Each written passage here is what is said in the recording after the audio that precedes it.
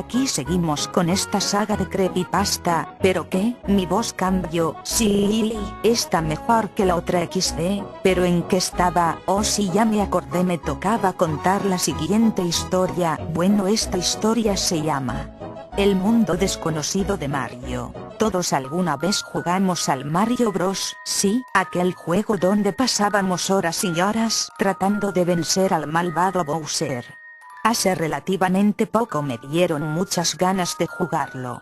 Comencé a buscar en mi baúl de cosas aquel preciado NES que alguna vez disfruté y el cassette de Mario.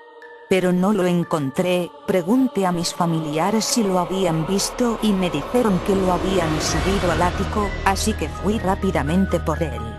Ahí estaba mi viejo y empolvado NES debajo de bolsas de arreglos de Navidad y de maletas. Lo único que no encontré fue mi cassette de Mario. Me puse muy triste ya que no podría jugar, entonces se me ocurrió una idea. Podía ir a comprar uno al mercado donde venden todo barato. Llegué al mercado y comencé a buscar aquel preciado juego, hasta que lo encontré con una señora. El cassette no tenía la clásica calcomanía donde viene Mario, solo vendía un texto que decía Mario Bros.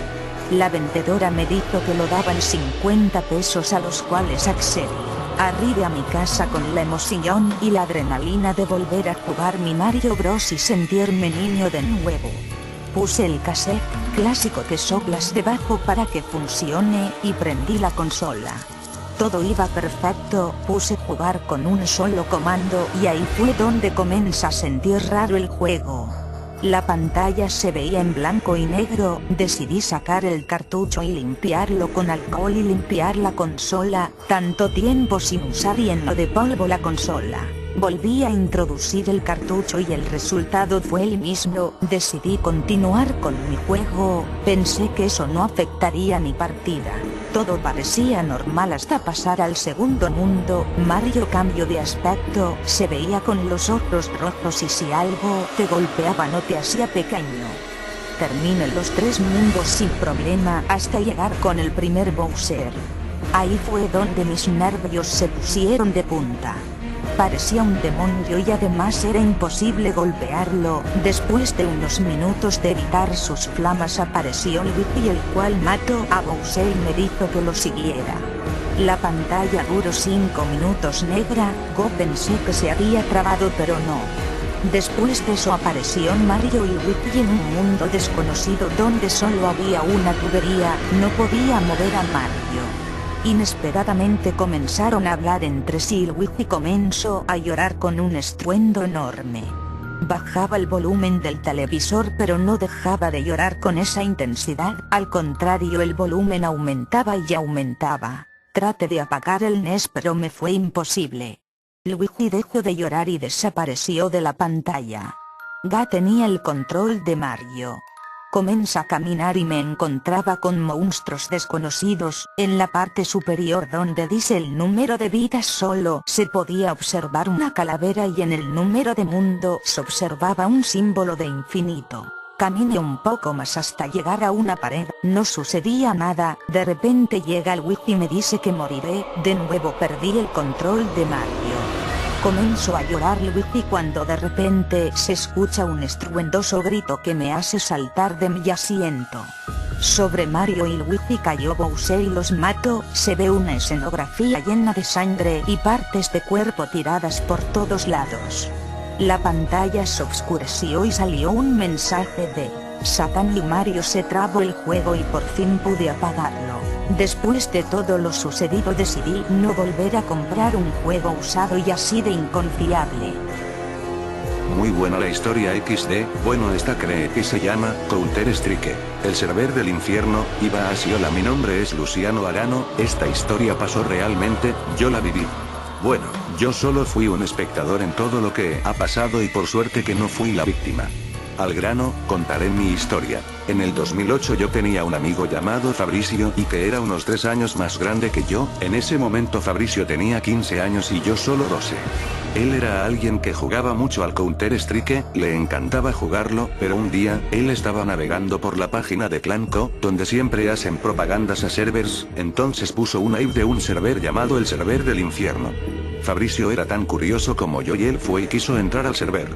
Yo lo estaba mirando a él mientras ponía el IP y se cargaba, pero pasó algo totalmente inesperado. A mitad de la barra cargada arriba apareció en una mancha color rojo, y parecía sangre que chorreaba. Una voz perturbadora dijo: "Hola, soy el diablo", y tras estas palabras nos habló: "Estás poniendo en juego tu vida, ya que es un viaje de ida". Yo por el susto, me fui a mi casa ya que odio este tipo de cosas porque terminan dando miedo. Era un nuevo día y había sol y era hermoso. Todo se mantuvo así hasta las 4 de la tarde, cuando vino Fabricio a mi casa. A pesar de que era negro, estaba blanco como un zombie y era depresivo verlo en ese estado. Estaba pálido y frío. Mi mamá se sorprendió al verlo así y llamó a su casa, pero la línea estaba cortada. Entonces mi madre y yo nos sentamos en la mesa y le preparamos un café a Fabricio, quien ni bien agarró la taza, la tiró porque se le cayó de la mano. Después de esto Fabricio puso una cara enojada muy forzada, y entonces nos comenzó a explicar lo que había pasado. Fabricio tenía una voz aguda que se asemejaba a la de un cantante de pop, pero esta vez, estaba con una voz tenue y tembloroso, era impropio de él. Con esa misma voz tétrica nos explicó todo el problema. Lo primero que dijo fue: "Luciano, tenías razón, debíamos salir corriendo del lugar". Lo primero que vi al entrar ahí, fue lo de siempre, elegir bando y soldado, pero acá había algo extraño. Una vez que elegí el bando de antiterroristas, no me apareció uno de esos típicos para elegir. Aparecí yo en esa lista y como única opción a elegir. Yo acepté, pero me llevé un susto enorme. En este momento la voz de Fabricio se hizo más fuerte y ronca. En la lista estaba el nombre de toda mi familia, mi mamá, mi papá y mis hermanos. Al principio pensé que sería mera casualidad, pero me equivoqué. Yo pasé eso de largo y seguí jugando. Entonces, me encontré con uno de los enemigos y le estaba temblando el rifle. A pesar de que yo solo estaba con una pistola, él tenía un rifle de francotirador y me estaba apuntando en la cara. Él sabe eso porque Fabricio tenía un hack para saber dónde le apuntaban, y entonces decidí matarlo con cuchillo para ahorrar balas. No pude evitar ver que se le caían las lágrimas al que iba a matar. Cuando lo maté, salió un grito estremecedor. No parecía venir del estéreo. Cuando vi el nombre era mi hermano mayor, Diego. Él trabajaba en una oficina. Enseguida escuchamos el teléfono sonar, ignoré eso y escuché a mi madre gritar y llamarme a mí y a mi hermano menor Sebastián de 11 años. Nos reunimos todos y al parecer Diego había sido asesinado. Tenía marcas de puñaladas en el cuerpo y estaba llorando de alguna forma. Ella dijo que no nos moviéramos de casa y que me quedara cuidando a Sebastián. Entonces yo casi llorando volví al Counter Strike, y lo que vi me dejó sin palabras. Donde había muerto esa persona, había encontrado un mensaje en sangre diciendo: "Ya has matado a uno, faltan 3 y quedarás liberado de las cadenas que te atan". Yo no entendí y seguí jugando, pero entonces me aparecieron 2 terroristas en el Counter Strike. Como antes, no me dispararon. Escuché que se abrió la puerta, y era mi padre, quien venía del trabajo feliz como de costumbre. Venía con una sonrisa en su rostro, seguramente aún no sabía lo de Diego. Nos saludó a mí y a mi hermano, y como él era fan del Counter Strike como nosotros, se sentó a ver cómo jugaba. Llegado este punto Fabricio estaba envuelto en lágrimas, y tuvimos que acercarnos más debido a que su voz era tan temblorosa que apenas era audible. Después disparé sobre uno de los terroristas, lo herí en la pierna, pero el juego decía que no murió por el disparo. Un lamento muy agudo cubrió la habitación, y nos entró a los 3 un escalofrío enorme. Mi padre era más cagón que mi hermano de 11 años, pero él dijo: "No le hagas caso". Seguí jugando. Entonces, disparé en la cabeza al terrorista que quedaba, y mi padre cayó de su silla. Cuando mi hermano y yo levantamos a mi padre, notamos que tenía un agujero en la cabeza. Mi hermano estalló en lágrimas al notar esto y yo vomité del asco que me dio esa imagen. Lloré de tristeza por la muerte de mi padre, pero cuando iba a llamar a la policía, pasó algo curioso. La policía nos llamó a nosotros y nos informó que nuestra madre murió en su auto. Al parecer le pasó algo en la pierna y perdió el control del auto, saliendo así de la autopista. Lo que sigue se los contaré yo. Fabricio era perspicaz, por lo cual se dio cuenta que por lo que dijo ese mensaje, la única manera de terminar esto, era romper las ataduras y salir del sueño, lo que significaba que tendría que matar a su hermano en el juego, al menos eso pensó. Pero cuando fue a buscar a Sebastián, el último terrorista, resulta que en el extremo superior derecho apareció el icono de suicidio. Entonces dejó de escuchar el llanto de su hermanito, se dio vuelta tembloroso y lo que vio fue horrendo. Vio a su hermano degollado por una tijera en sus manos y otra insertada en la garganta. A pesar de esto, Fabricio no se puso mal. De hecho, se alegró y empezó a reír a carcajadas, según me contó. Él pensaba de que al morir todos, en la siguiente partida resucitarían, como es de costumbre en el Counter-Strike. Pero lo que vio lo dejó helado. Vio que donde decía terrorista, la lista de nombres estaba en gris, como si fueran espectadores. Entonces se sentó y encontró a todo el bando enemigo junto, y leyó lo que decían. Diego, ¿por qué me mataste, hermano? ¿Qué te hice para que me hicieras eso? El personaje salió de la lista. Su madre. Debí haberte prohibido ese juego, ahora eres un asesino, no eres más mi hijo, su padre. Nunca me lo imaginé. Fabricio, tembloroso, estaba preparado para leer la última oración, pero se sorprendió de lo que pasó. Habló por el estéreo, como si tuviera un micrófono, y con la misma voz de pito de su hermano Sebastián dijo: estamos contigo, y vamos a vengarnos. Te mantendremos en esta casa y si te vas te matamos. Entonces Fabricio cerró los ojos y nos dejó de contar. Mi madre estaba pálida como una hoja, y se alarmó al ver a Fabricio cerrar los ojos. Estalló en lágrimas. Fabricio levantó la mirada, y empezó a llorar sangre. Dijo: me liberaré de esas ataduras. Yo conocía bien a Fabricio y sé lo que iba a hacer. Entonces salté de la mesa, pero como él era 3 años más grande que yo, me dio un puñetazo en la panza y caí. Fabricio lloraba y gritaba diciendo: voy a terminar esto, no juegues más al Counter-Strike, y se mató con los utensilios de la cocina. Se clavó un tenedor en un ojo y como no encontraba los cuchillos, él muy desesperado por el dolor, seguía clavándose los tenedores. Como vio que no moría, agarró una cuchara y se empezó a golpear la garganta hasta abrírsela. Mi madre estaba llorando asustada y yo no podía respirar de ese puñetazo. Vi a un amigo morir como si nada, y no lo pude ayudar. Mi padre al ver esto llamó a la policía, pero llegó 10 minutos tarde. Bueno, ya me toca contar la última historia del video, y esta se llama El episodio perdido de Ben 10. Estaba en el centro de los estudios de animaciones Man of Action y me despidieron por tantas deudas, pero yo como ex miembro de la compañía decidí antes crear una copia de un episodio perdido de la serie animada popular llamada Ben 10.